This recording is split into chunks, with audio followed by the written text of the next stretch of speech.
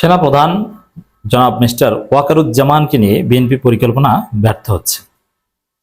ওয়াকারুজ্জামানকে দিয়ে যে কাজ করানোর কথা সেই কাজ বিএনপি করাতে পারছে না কিংবা পারবে না, এটা সম্ভব নয়। বিএনপি একটা ধরা খাচ্ছে। কি ধরা খাচ্ছে আমি আসছি। দর্শক, বিএনপি কার্যত এখানে নিরুপায়, কিছু করার নেই। পারবে না ওয়াকারুজ্জামানকে সরাতে, পারবে না ওয়াকারুজ্জামানকে দিয়ে বিএনপি যা করাতে চায় সেটা করতে। বিএনপি একটা কঠিন ক্রাইসিসে আছে। সেই ক্রাইসিসটা হচ্ছে অনেকটা নিরুপায় ক্ষেত্রে। বিএনপি ক্ষমতা এসেছে, আইন শৃঙ্খলা পরিস্থিতির ভয়াবহ অবনতি, কোনো উন্নতি নাই। দেশে অপরাধ বেড়েছে, খুন, ধর্ষণ, মাদক, চাঁদাবাজি, কোনো কিছুর লাগাম বিএনপি টানতে পারেনি। ভয়াবহভাবে ভাইরাসের মতো ছড়িয়ে পড়েছে। এই পরিস্থিতিতে বিএনপিকে যদি দেশ চালাতে হয় তাহলে তাদেরকে অবশ্যই চাঁদাবাজি কিছুটা নিয়ন্ত্রণে আনতে হবে, অপরাধ দমন করতে হবে, সন্ত্রাস, এই যে বিভিন্ন জায়গায় গোলাগুলি। আপনি চিন্তা করেন, হাসিনার আমলে ফেসিবাদ ছিল, কিন্তু মানুষের ঘরের মধ্যে ঢুকে 4 জনকে হত্যা করা, 6 জনকে হত্যা করা, জবাই করা, ঘরের মধ্যে ঢুকে হর হামেশা প্রত্যেক দিন পত্রিকার পাতা খুলেন, অমুক জায়গায় 4 জনকে হত্যা, অমুক জায়গায় 6 জনকে হত্যা, অমুক জায়গায় গুলি করে অমুক বাহিনীর প্রধান হত্যা। তো এই পরিভাষাগুলোই তো বাংলাদেশ থেকে হারিয়ে গিয়েছিল। এটা ছিল বিএনপি আমলে, যে পিচ্চি হান্নান, কান কাটা জাহাঙ্গীর, কালো জাহাঙ্গীর, ধলা কদু, লাল অমুক, এরকম এই সন্ত্রাসীদের বিভিন্ন যে প্রতীকী নাম, বিভিন্ন গ্রুপ, এটা কিন্তু হারিয়ে গিয়েছিল। এটা ছিল বিএনপির আমলে, আবার বিএনপি সরকারই এটা ধ্বংস করেছিল র্যাবের মাধ্যমে। এগুলো সব ক্রসফায়ার দিয়ে মেরে ফেলেছিল। হাসিনার আমলে হাসিনা এগুলো সাইজ করতো নানানভাবে। হাসিনা ছাত্রলীগ ভয়াবহ জুলুম করেছে, চাঁদাবাজি করেছে এবং ফ্যাসিবাদ কায়েম করেছে, ভিন্নমত দমন করেছে, হত্যা করেছে, সব ঠিক আছে, ক্যাম্পাসগুলো দখল করেছে। কিন্তু ওইরকম ভয়াবহ সন্ত্রাসকে হাসিনা প্রশ্রয় দেননি। আওয়ামী লীগের কেউ ওরকম সন্ত্রাস করলে হাসিনা খেয়ে দিতেন, এবং ছাত্রলীগের কেউ যদি অতিরিক্ত বাড়াবাড়ি করত হাসিনা কিন্তু খেয়ে দিত। যার ফলে মানুষের জনজীবনে কিছুটা হলেও নিরাপত্তা ছিল। রাজনৈতিক নেতাকর্মীদের ভিন্ন মতের উপর ভয়াবহ নির্যাতন হতো, কিন্তু আইন শৃঙ্খলা পরিস্থিতির অবনতি বলতে যা বোঝায় যে মানুষ দরজা খুলে ঘুমাতে পারে না, চোরি, ডাকাতি, শীত কাটা, মানে এগুলো অ্যাভেলেবেল, এবং ঘরের ভিতরে ঢুকে জায়গা থেকে মেরে ফেলবে, মা মেয়েকে জবাই করে ফেলবে, মা মেয়েকে ধর্ষণ করবে, স্বামীকে বেঁধে রেখে স্ত্রীকে ধর্ষণ, এই যে নানান যে কাহিনী, যে ঘটনা, এগুলো এখন প্রচুর পরিমাণে বেড়ে গেছে এবং বিএনপির লোকজনই এর সাথে জড়িত।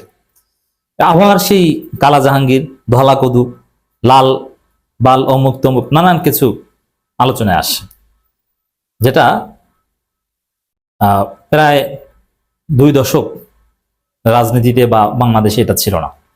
এই পরিস্থিতিতে বিএনপিকে টিকে থাকতে হলে, এমনিতেই আবার পশ্চিমবঙ্গের শুভেন্দু অধিকারী ক্ষমতা এসেছে, মুসলমানদের উপর নির্যাতন করবে, কুশীন করবে, বাংলাদেশের শরণার্থীদের ঢেউ নামতে পারে, ঢল নামতে পারে, চিন্তা আছে। তার মধ্যে বাংলাদেশ আইন শৃঙ্খলা পরিস্থিতির এই অবস্থা, এমন কোনো জায়গা নাই যেখানে চাঁদাবাজি না হয়।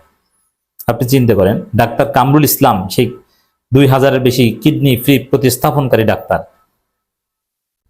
তিনি বেশিরভাগ কিডনি প্রতিস্থাপন করেছেন তো হাসিনার আমলে, এবং ইউনূসের আমলেও কিছু করেছেন। হাসিনা আমলে, ইউনূসের আমলে কোনো আমলে তার কাছ থেকে কেউ চাঁদা চায়নি। তার মুখের দিকে তাকালে, তার দাঁড়ের দিকে তাকালে তো যত বড় চাঁদাবাজ হোক তার মন বলে যাওয়ার কথা যে স্যারের কাছে আমি কিভাবে চাঁদা চাই, কিডনি প্রতিস্থাপন করেন, মানবিক ডাক্তার, আমি চাঁদাবাজি করব? আমি বিএনপি সাবেক মহাসচিবের কাছ থেকেও আমি চাঁদা খাবো, তার পরিবারের কাছ থেকেও চাঁদা খাবো, কিন্তু ডাক্তার কামরুল ইসলামের কাছ থেকে তো চাঁদা খাওয়া যায় না, হওয়ার কথা এটা। কিন্তু না, এই বিএনপি সেই ডাক্তার কামরুল ইসলামের কাছেও চাঁদা খেয়েছে। চিন্তা করছেন চাঁদাবাজি কতটা ভয়াবহভাবে ছড়িয়ে পড়েছে, কতটা মারাত্মকভাবে ছড়িয়ে পড়েছে। এই যে আইন শৃঙ্খলা পরিস্থিতির ভয়াবহ অবনতি, এখন বিএনপি যদি বাঁচতে চায়, যদি দেশ চালাতে চায়, যদি স্থিতিশীলতা আনতে চায়, মানুষকে যদি শান্তি দিতে চায়, ফেসিবাদ কায়েম করেও টিকে থাকা যায়, যেটা হাসিনা করেছিল, মানুষকে শান্তি দিয়ে, মানুষের খাওয়া পড়া, মানুষের জীবনের নিরাপত্তা মোটামুটি থাকতে হবে। তাহলে ফেসিবাদের মধ্যেও মানুষ, যেমন মানুষ তত্ত্বাবধায়ক সরকার হাসিনা আমলে চাইতো, কিন্তু কেউ মাঠে নামতো না, কারণ তারা মোটামুটি নিরাপদে ছিল। হাসিনার আমলে আপনি রাত 12টায় যদি ঢাকার শহরে কয়েক লক্ষ টাকা পকেটে নিয়ে আপনি মোহাম্মদপুর এলাকা থেকে, বিভিন্ন এলাকা থেকে যান, আপনার ওরকম টেনশন হতো না, কারণ পুলিশের শক্তিশালী অবস্থান ছিল যে আপনার কাছ থেকে কেউ টাকা নিয়ে যাবে, বিষয়টা এরকম ছিল না। ভালোই ছিল সবকিছু, মবের ভয়ও ছিল না। এখন মবের ভয়ও আছে এবং চুরি ছিনতাই এগুলো অ্যাভেলেবেল রূপ ধারণ করেছে। তো এই পরিস্থিতিতে বিএনপি চিন্তা করছে আমাদেরকে অপারেশন চালাতে হবে, চাঁদাবাজি এবং সন্ত্রাস দমন করতে হবে। অলরেডি সালাউদ্দিন আহমেদ নির্দেশনাও দিয়েছেন যে আইন শৃঙ্খলা পরিস্থিতি উন্নতি ঘটাতে হবে এবং অপরাধীদের বিরুদ্ধে অ্যাকশন নিতে হবে। সালাউদ্দিন আহমেদ নড়েচড়ে বসেছেন এবং আমরা যেটা শুনেছি যে স্বরাষ্ট্র মন্ত্রণালয় চাঁদাবাজদের তালিকা করেছে, সন্ত্রাসের তালিকা করেছে, কিন্তু মজার বিষয়ে এই তালিকায় যাদের নাম এসেছে তাদেরকে দমন করার কোনো সক্ষমতা পুলিশের নেই এবং তালিকা করে আসলে অপরাধ দমন করা যায় না। এই তালিকার কাউকেই ধরতে পারবে না, দুই একজনকে ধরবে, ধরতে গেলেই তো বেকার যাবে। যেমন কুমিল্লায় এক উপজেলা বিএনপি সভাপতিকে চাঁদাবাজির অভিযোগে ধরেছে, তার কর্মীরা যা করেছে তাতে অন্য থানার পুলিশ এটা সাহস পাবে না।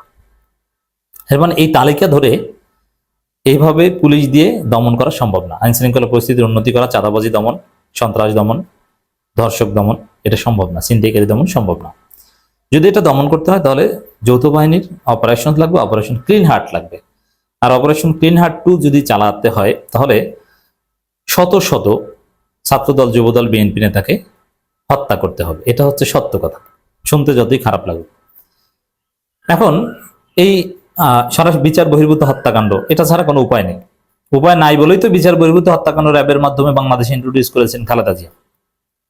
এখনো যেহেতু বিএনপির লোকজন এর সাথে জড়িত এবং পুলিশ তো একদম ধ্বংস হয়ে গিয়েছে, পুলিশের মেরুদণ্ড এখন সোজা হয়নি, পুলিশের চরিত্রে কোনো পরিবর্তন হয়নি, যার ফলে পুলিশ এগুলো করতে সক্ষমতা রাখে না।